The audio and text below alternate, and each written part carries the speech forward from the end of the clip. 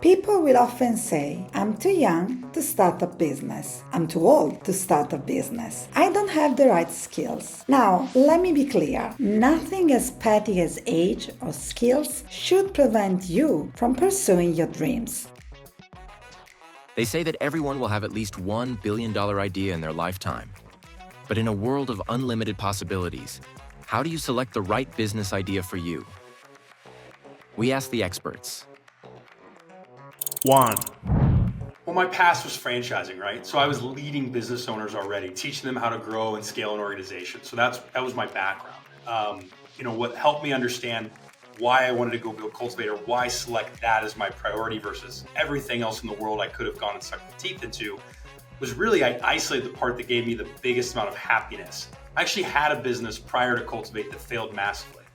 It wasn't a success. The reason why it wasn't a success, I had zero passion around it. I just saw math and I saw an opportunity, and I thought I could make money at it. That didn't go as well. Now this one's on an absolute rocket ship. Why? Massive passion. I see the math. I see how it all comes together.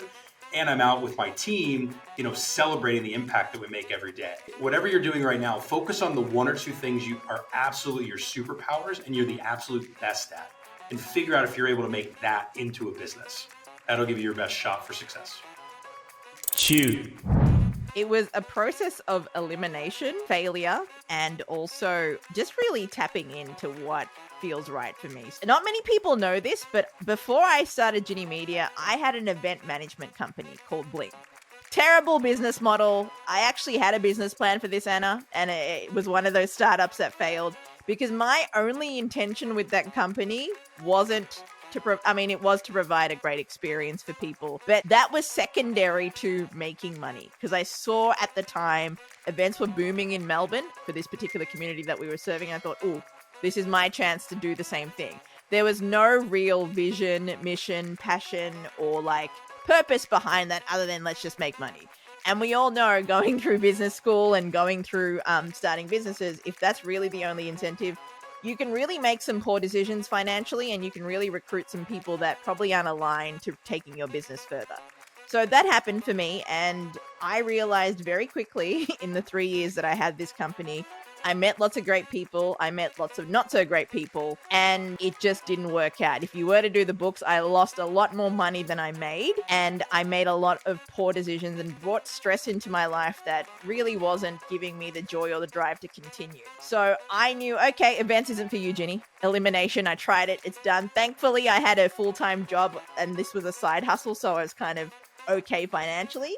But the one thing that I was continuing to do was host a radio show. I loved interviewing people, forming connections, hearing their stories.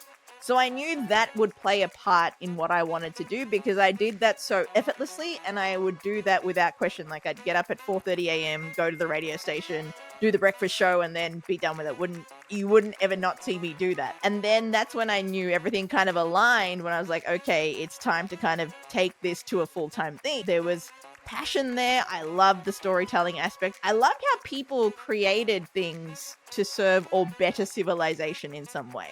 So I love that aspect of it too. And then being a part of their creative process was what really drove me to start Ginni Media. So here I am now.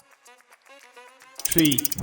Sometimes you have to think about what it is that you do and what you like and what your skill set is, and then remove the widget of what that is. When I was in specifically the franchise brokerage space, I'm great at sales and I love working with people and I want to, have a lot of person interaction and do a really necessary service. It's that sounds great.